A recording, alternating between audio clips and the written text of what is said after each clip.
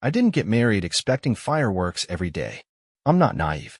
I knew love changed over time, but I believed in the kind of love that evolves, not disappears, and certainly not the kind that turns into a transaction. That's what it became with Marlene. It crept in slowly. At first, it was the way she stopped reaching for my hand when we walked together. Then, it was how she started asking questions like, "Did you take out the trash?" instead of, "How was your day?" But the real slap came on our 7th anniversary. I took her to a quiet little vineyard on the coast. I booked a private tasting, made sure they had her favorite cheeses, even arranged for her favorite band to play during dinner. Thought I'd finally see that smile she used to give me back when we were dating. Instead, she pulled out a folded paper during dessert. I laughed. "Is this a poem or something?" She looked me dead in the eye. "No. It's a breakdown of what I need from you. Weekly." The paper was titled, "Marital Responsibilities Streamlined." I stared at it, thinking it was a joke. It wasn't. The list included things like grocery shopping every Friday, yard work must be completed by Sunday evening, take her car for maintenance monthly, handle all bill payments, remind her to take her vitamins daily. I'm not joking. No expectations for intimacy unless she initiates it. Attend her family functions with a smile, not reluctance. No gaming, no late nights, no pointless debates. I looked up, waiting for her to laugh. She didn't. "Are you serious?" I asked. She leaned back, sipped her wine, and said, "Love isn't about feelings anymore, Robert. It's about function, roles, efficiency." I should have walked out right then, but I didn't. Like a fool, I nodded, tucked the paper into my coat pocket, and drove us home in silence. That night, lying beside her in bed, I stared at the ceiling and thought, she doesn't want a husband. She wants a butler with a mortgage. And so I made a decision. If she wanted duties instead of love, fine. I would become exactly that. The man she requested, but not the one she expected. From that day forward, I gave her every item on that list, coldly, mechanically, and without affection. I became a husband on autopilot. I set alarms for her vitamins. I texted reminders like a personal assistant. I started grocery shopping exactly at 9 a.m. every Friday and sent her receipts. I smiled at her family events, but never said a word unless directly spoken to. I mowed the lawn with surgical precision. I even bought a whiteboard for her car maintenance schedule. At night, I didn't try to hold her. I didn't ask for kisses. I didn't say, "I love you." I didn't even look in her direction unless necessary. And she noticed. By week 2, she stopped speaking to me at dinner. By week 4, she started showing up late. By week 6, she asked if something was wrong. I told her calmly, just fulfilling my role, efficiently. But the real twist came on week 8. I arrived home from work and found her in the kitchen, red-faced, pacing, her arms crossed. She was livid. "You've become a machine," she snapped. "There's no warmth, no connection, no, nothing." I calmly walked over to the fridge, opened the whiteboard, and pointed to the line she wrote 2 months earlier. "No expectations for intimacy unless I initiate it." I looked her in the eye. "Have you initiated anything, Marlene?" Silence. That night, she slept in the guest room. And that was just the beginning. Because while she was losing her grip on the version of me she thought she controlled, I was discovering something I should have seen years ago. She never wanted love. She wanted control. And I was done being her tool. But I hadn't even scratched the surface of what she was hiding. Because something was coming. Something so disgusting, so heartless, it would make that paper she gave me look like a love letter. The silence in our house grew thicker with every passing day. At first, it was subtle. No good morning, no casual conversations, no laughter echoing from the kitchen like it used to when we first moved in. Then it became surgical. We lived like two coworkers sharing a cold rental, each performing tasks and disappearing into separate rooms afterward. The woman I once kissed on the forehead before work now barely acknowledged me with a nod. And strangely, I didn't miss her warmth, because it wasn't real anymore. What I missed was the illusion I used to believe in. You know what's strange? When you're no longer emotionally involved in someone's games, you begin to notice everything. The tone of their voice, the way they avoid your eyes, the way they guard their phone when it buzzes during dinner. Before, I would have blamed myself. Thought maybe I wasn't interesting enough, not exciting, not romantic, not enough. But now, I had detached. And from that distance, I started to see the shape of a woman I didn't recognize. She used to come home around 6. Now, it was closer to 8:30. She said she was working late. which would have made sense if she didn't come back smelling like a new kind of perfume she didn't own, and certainly didn't wear for me. She left her phone screen face down, even in the shower. She never used to do that. And when I tested her, asking casually, "Who's texting you this late?" her answer was always the same. Work. Flat. Bored. Annoyed that I'd even ask. I never accused her. I never raised my voice. I just observed. Took mental notes. Marked the dates. I became what she wanted, efficient, responsible, and distant. But behind that calm surface, I was quietly collecting puzzle pieces. And one night, a few of them finally clicked into place. It started with a laundry mix-up. I had just finished folding her clothes.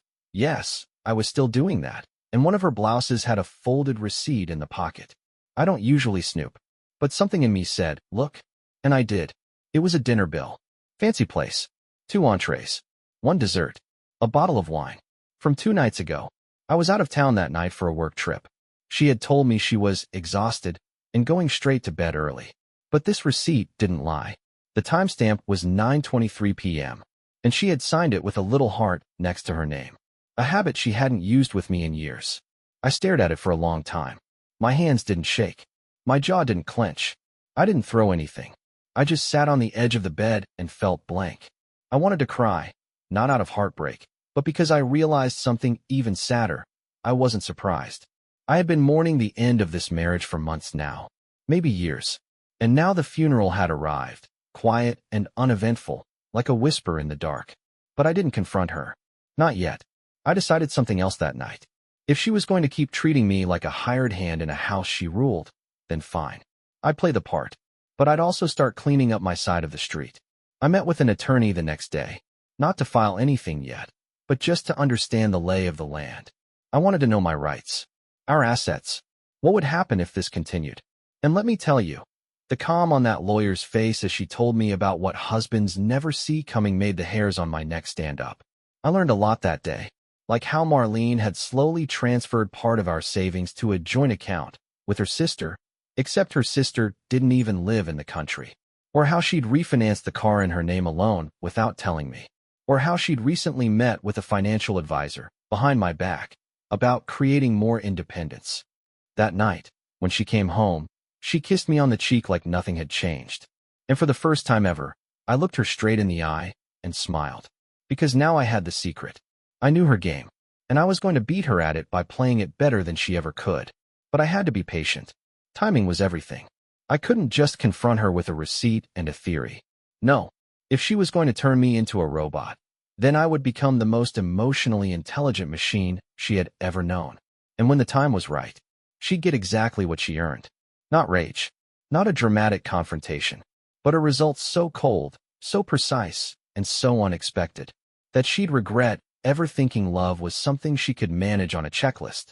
There's something haunting about watching someone you once loved walk around the house as if everything is fine, while you sit there, knowing it's all an illusion.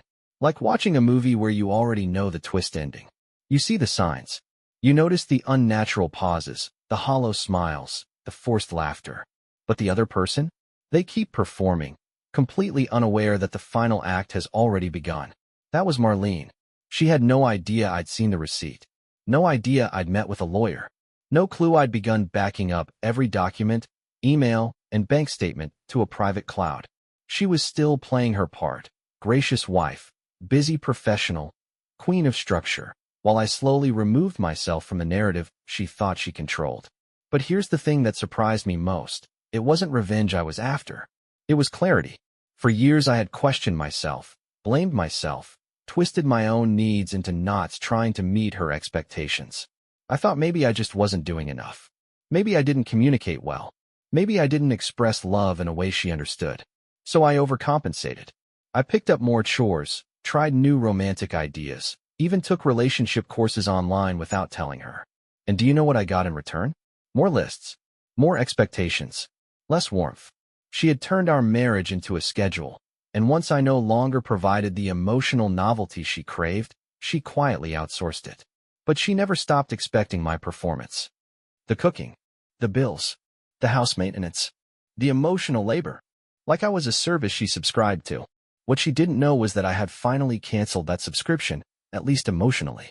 And in that space, I started to see her clearly for the first time in years. Not as my wife, not as the woman I fell in love with, but as someone I didn't know. A stranger who wore my last name like a title but had long stopped being a partner. And when you see someone like that, truly see them, something in you goes still. I started writing everything down. Not to use against her, at least not yet, but because I needed to understand the full picture. I kept a digital journal, dates she came home late, changes in her mood, new names she mentioned in passing, patterns in her behavior. It was like reverse engineering a broken machine. I wanted to know when exactly the love stopped, or if it ever truly existed at all. One night, she walked in while I was making tea and casually mentioned she was going to her book club the following evening. My heart didn't flinch. My hands didn't shake. I simply said, "Which book this time?" She blinked. "Oh, some memoir." I forgot the name. I nodded slowly, then turned back to the kettle. That night, I followed her out of the house using the location-sharing app we both installed years ago for safety.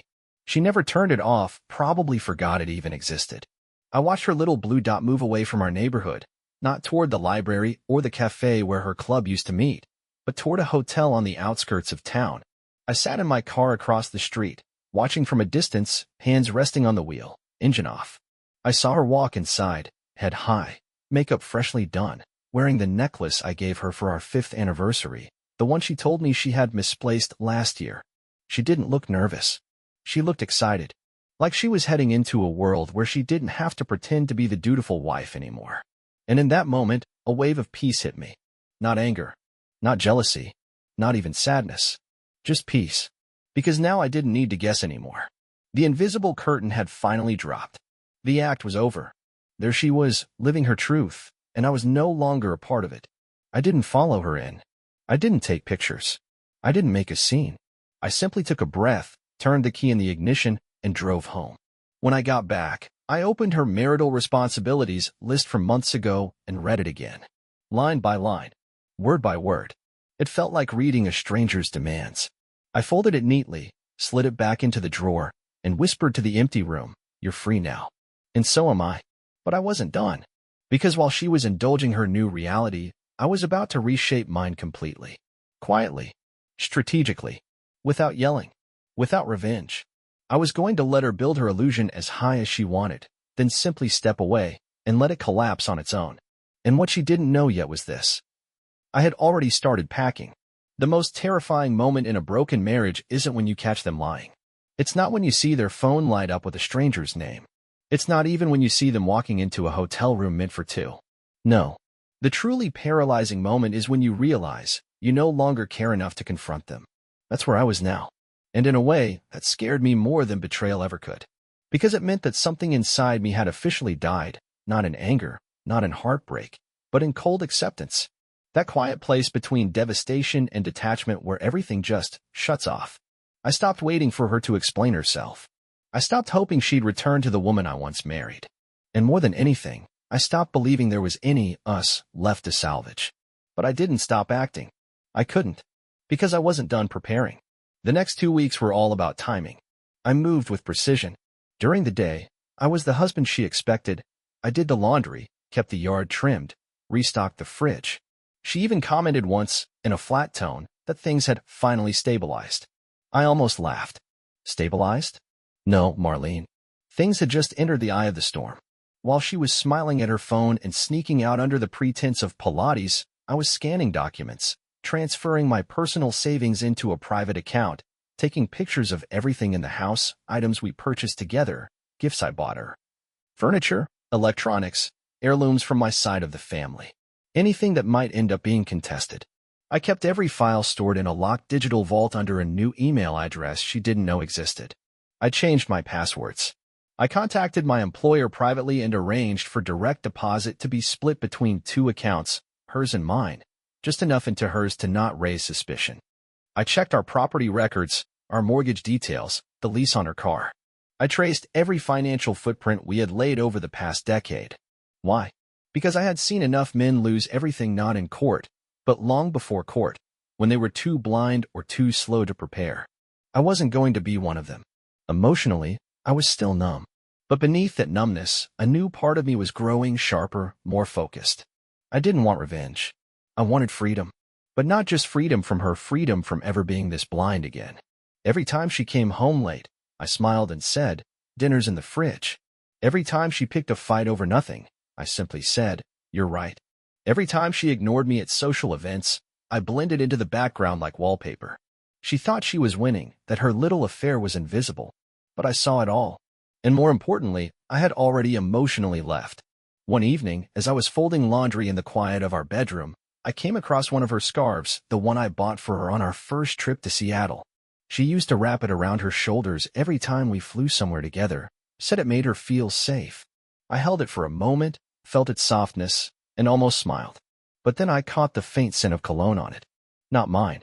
I folded it anyway, carefully, like I always did, and placed it in the drawer. That was the night I realized I wasn't just preparing to leave her. I was preparing to leave the version of myself that allowed this to happen for so long. Because the truth was, I had accepted crumbs for years. I let her rewrite the rules of our marriage. I let her control the emotional temperature of our home. I walked on eggshells. I abandoned my own needs to keep hers met. And for what? For lists? For cold stares and missed anniversaries? No. That man was done. I started journaling every night. Not just the events, but the feelings. I needed to remember this version of myself, the quiet clarity, the steady awareness. I didn't want to forget how this transformation felt. How still the house was. How empty the words became. How performative love could be when it was no longer real. And slowly, the man I had been, the one who begged for her attention, who anxiously awaited her validation, he faded. In his place stood someone new. Someone I hadn't met before. Someone calm, methodical, deliberate. Someone who no longer asked to be chosen, because he had chosen himself. And that choice, it changed everything. Because now the plan was no longer theoretical. It had a date, a deadline, a destination. And the night I'd finally walk away would come sooner than she ever imagined. There's something strange about planning your own disappearance while your wife talks about paint samples for the guest bathroom. Something surreal, almost theatrical, as if you're an actor in a play you didn't audition for. And yet, there you are, playing the part, smiling at the right cues, nodding at the appropriate beats, all while rehearsing your exit backstage. That's what life had become with Marlene. She still believed the illusion, believed she had me right where she wanted. Obedient, checked out, routine-driven. And to her credit, I played the part well. I gave her no reason to suspect anything. No outbursts. No accusations. No late-night interrogations or pleading questions. Just silence wrapped in domestic politeness. But something was shifting in her, too. You can't fake balance forever. Eventually, the cracks show. She started asking strange questions, subtle at first. "You're quiet lately. Is everything okay at work?" Or, "You don't seem as involved." I'd simply smile and say, "Everything's fine." But each time I deflected, I saw something flicker in her expression. A flicker of unease. She was used to controlling me through chaos, through criticism, withdrawal, disapproval. But now that I wasn't reacting, wasn't chasing, wasn't emotionally tethered to her anymore, she started to feel it, noticed it, feared it. Because nothing terrifies a manipulative person more than losing their grip on someone they once controlled effortlessly. One morning, she sat across from me at the table, sipping her coffee slower than usual. Her eyes scanned my face longer than they had in months. No makeup, just a raw, unguarded stare. "Do you still love me?" she asked. The question hit like a quiet explosion. I didn't expect it, not from her, not with that tone. It wasn't sarcastic or passive-aggressive. It was human, vulnerable, almost. I paused, took a sip of my coffee, and gave her the only honest answer I could. "I'm still trying to figure that out." She didn't press me. She didn't cry. She just looked down, stirred her mug, and said nothing. But in that moment, something shifted. Not in her favor, in mine. Because that question didn't come from strength. It came from fear. From the realization that maybe, just maybe, I had finally stopped orbiting around her approval. And deep down, I think she knew. She could feel the distance. Not the kind born from anger, but from truth. The kind that doesn't slam doors, doesn't yell, just quietly packs and leaves. The truth is, I had already begun leaving emotionally, spiritually, mentally. I started spending more time outside. Took longer walks. Ate dinner later. Stayed up reading. I stopped asking her how her day was. Stopped pretending I was invested in her stories about her job, or her friends, or whatever fictional place she claimed she had been the night before. And yet, despite the growing distance, I found myself grieving. Not her. but the version of me that had once believed in her. I mourned for the man who used to leave love notes on the bathroom mirror. The one who planned surprise trips, who brought home flowers without a reason, who memorized the way she liked her coffee, just because. I missed him more than I missed her. Because he was real. His love was genuine. His efforts weren't calculated. And she had discarded him like a worn-out tool. I realized something else then, something darker. She didn't just fall out of love with me. She outgrew the illusion she built of who I was supposed to be. The perfect provider. The fixer. The man who never falters, never questions, never notices. But when I stopped chasing that illusion, stopped trying to meet her ever-changing expectations, I became invisible to her. And yet, ironically, that's when I became visible to myself. And now, I couldn't unsee the truth. That she didn't love me. She loved what I could do for her. What I represented. A foundation. Stability. Protection. Not a person. Not a soul. Not a man with feelings, needs, or flaws. And when I finally saw it, fully, it didn't break me. It freed me. The plan was nearly complete. I had one final conversation left to have, not with her, not with a lawyer, but with myself. To ask, was I ready to step away from 20 years of shared holidays, inside jokes, furniture, routines, photos on the wall, stories half told? Was I ready to say goodbye to the comfort of pretending? And the answer came not in words, but in silence. The kind of silence that isn't empty. The kind that feels like peace. There's a moment before any storm, not when the skies go dark or the trees start to bend, but just before that, when everything becomes unnaturally still. You feel it more than you see it. That's what my house felt like now. Still. Too still. The kind of stillness that doesn't comfort, it haunts. And I wasn't afraid of it anymore. I had learned to live in the quiet. In fact, I had become part of it. But that silence also whispered something to me. It's time. The decision had ripened.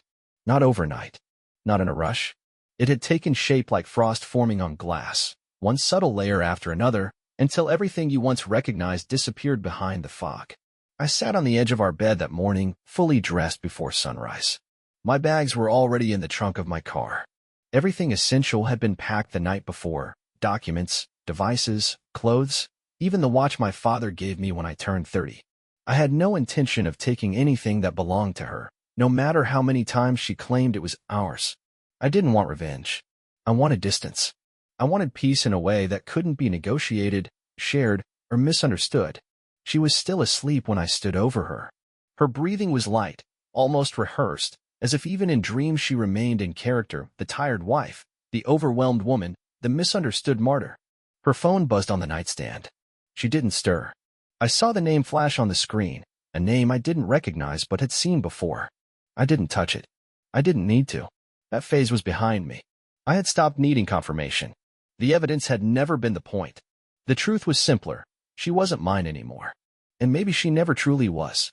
I left a note on the kitchen table. No accusations. No venom. Just a short message written in the calmest hand I've ever used. This isn't about blame. It's about truth. We stopped being partners a long time ago. I just finally caught up to the reality you've been living in. You don't owe me anything. And I no longer owe you the version of me that forgot how to breathe. I'm leaving, not because I hate you, but because I finally love myself enough to go. I signed it without my name. Just a dash. Not because I was ashamed, but because she no longer needed to know the man who wrote that letter. He was already gone. As I walked through the front door for the last time, I didn't look back. That surprised me. I thought I'd take one final glance at the living room where we had danced once, drunk on wine in the illusion of forever.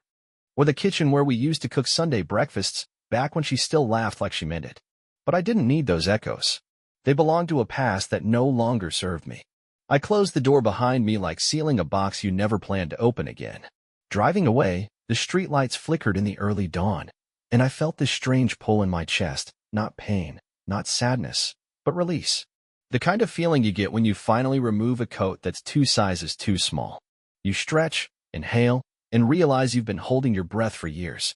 I didn't go to a friend's house. I didn't call anyone. I checked into a quiet, anonymous place on the edge of town. Just for a few days. I needed to be alone, not because I was broken, but because I was finally, completely whole. For the first time in a long time, I sat in silence, not the haunted kind, but the healing kind. No one calling my name. No passive-aggressive sighs from another room. No demands. No emotional tightrope to walk. Just me. a bed, a window, and the sound of the wind brushing against it like a whisper of everything I'd left behind. That night, I slept deeply, without dreams, without tension, without listening for footsteps down the hall or wondering if I'd done something wrong. I wasn't running from the past. I was simply walking into my future, one step at a time. But what I didn't know, what I couldn't possibly anticipate, was that my absence would shatter the illusion she had built more than any confrontation ever could. Because when someone builds their life around having power over you, your silence becomes louder than any scream. And in the days that followed, as she read my note, as she called my phone that no longer answered, as she realized the routine she orchestrated had unraveled in her hands, she finally saw me too late. I didn't answer her first call, or the second, or the 10th. They started coming in that evening, hours after I'd left the note. At first, they were spaced out, a simple missed call notification every few hours. But by the next morning, they started multiplying. I turned off the ringer, left the phone face down. I didn't block her. I didn't need to. The silence was speaking for me now, and it was saying everything I never could. I imagined her reaction when she first saw the empty closet, the missing suitcase, the carefully folded goodbye note. I pictured her scanning every word, waiting for some dramatic accusation, some desperate plea to stay, a final flare of emotional chaos she could sweat down and use against me. But she found none of that. Just honesty, and an absence she couldn't manipulate. That, more than anything, is what undid her. Because control only works when the other person plays the game. And I had walked away from the board. I spent the next few days in silence, waking up without alarm clocks, drinking my coffee without anyone watching the clock or rushing me to take out the trash. There was no schedule, no performance, just me and my thoughts.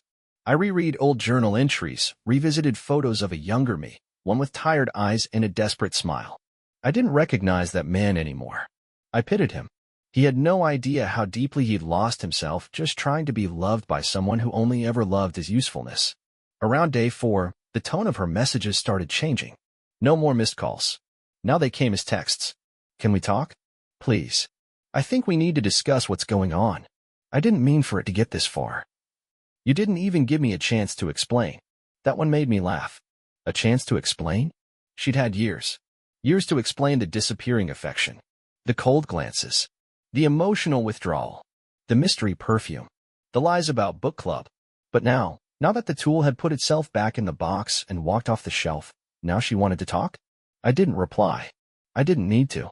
I wasn't interested in hearing the script she would craft, the convenient timeline she'd present to justify how long she'd been somewhere else, emotionally and physically, while still expecting me to mow the lawn and balance the bills.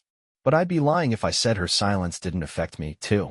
Because even though I had prepared myself for this, every financial document, every legal detail, every moment of detachment, I hadn't prepared for the hollow feeling of being unmissed by the woman I gave everything to for 20 years. And yet, slowly, I realized something deeper. She didn't miss me. She missed the routine I represented, the emotional and practical labor I provided, the invisible scaffolding of her life, the reminders, the favors, the emotional buffer between her and reality. Without me, the structure of her life was finally exposed for what it had become, a hollow performance on a shaky foundation. That week, I began seeing glimpses of myself again. The version of me that once had ideas, hobbies, spontaneous thoughts not tethered to someone else's expectations. I remembered how I used to love sketching, not professionally, just doodling in the margins of notebooks. So I bought myself a sketch pad, sat in a quiet park and drew nothing and everything at once. The wind, the trees, the silence between thoughts. It was more than therapy. It was resurrection. And the more I rediscovered who I was, the more I realized I had no desire to rescue what we had. Not even for closure. Not even to say goodbye. Because sometimes the most powerful goodbye is the one that's never spoken, the one where you walk away, quietly, with dignity, and let the silence explain everything. A few days later, I got a message from a mutual friend. It simply said, "She's asking everyone where you are. She looks like she hasn't slept." I read it once, then deleted it. Because while she was unraveling, searching for the man she once took for granted, I was quietly rebuilding the one I used to be before her. And I wasn't coming back. The morning light filtered through the motel window, soft and pale like a quiet promise. I sat on the edge of the bed, bare feet touching cold tile, hands wrapped around a cup of bitter coffee, and for the first time in years, I didn't feel like I owed anyone anything. No forced smile. No obligation. No performance. Just breath. Just stillness. Just me. It was strange how light I felt. Not like someone who had just walked out of a 20-year marriage, but like someone who had finally stepped out of a cage they didn't even realize they were in. And it wasn't bitterness that filled me. It wasn't rage or resentment. It was relief. Quiet, grounding relief. Over the past few days, I had heard from a few more people. One of Marlene's sisters messaged me asking what happened. A coworker of hers tried to call me on her behalf. She even sent a voice message. I didn't open it. I didn't need to. There was nothing left to explain. And nothing I wanted her to say could change the fact that I had already let go not just of her, but of who I had become while trying to keep her happy. I had let go of the version of me who believed that love meant overextending, overcompensating, overgiving. Love isn't something you should have to beg for. And peace should never feel like a luxury. That week, I booked a cabin 3 hours north, near the lake where my dad used to take me fishing as a kid. I hadn't been back since he passed. The drive was long, but it felt like shedding skin. Every mile between me and my old life felt like one less chain around my chest. When I arrived, the air hit me like memory, crisp, pine-scented, untouched by noise. I lit a fire, cooked a simple meal, sat on the porch with a blanket and a glass of wine. No distractions, no texts buzzing, no waiting for someone to come home late and lie. Just me and the night sky. And I cried. Not because I missed her. Not because I regretted anything. I cried for the man I used to be, the one who gave his best to someone who didn't even know how to receive it. The one who tried so hard to fix what wasn't broken in him, but broken in her. I mourned him, and then I let him rest. Because someone new was standing in his place now. Someone who smiled for no reason. Who slept deeply. Who laughed out loud while reading books alone. Who had conversations with strangers in coffee shops without worrying if he was being too friendly. Someone who didn't ask for permission to feel alive. A week later, I rented a small apartment in a nearby town, nothing fancy, just mine. With white walls, a small patio, a cozy kitchen. I bought new towels, a second-hand couch, and for the first time ever, a guitar, something I'd always wanted to learn but never felt allowed to. I started taking lessons online. Bad at first. Awful, actually. But it was mine. My sound. My time. My joy. Every morning now begins the same way. Sunlight through the blinds, coffee in hand, and no voices telling me who I should be or what I should have done better. The noise is gone, and in its place, peace. One afternoon, I saw Marlene's name flash on my screen again. I stared at it for a long moment. Then I put the phone down and looked out the window. A few kids were riding bikes along the sidewalk. An older couple walked by, holding hands. The world kept spinning. Life kept happening. And for the first time in decades, I was ready to step back into it, not as someone's project or provider, but as me. Fully, honestly, and without apology. No, I didn't get closure. I got something better. I got myself back.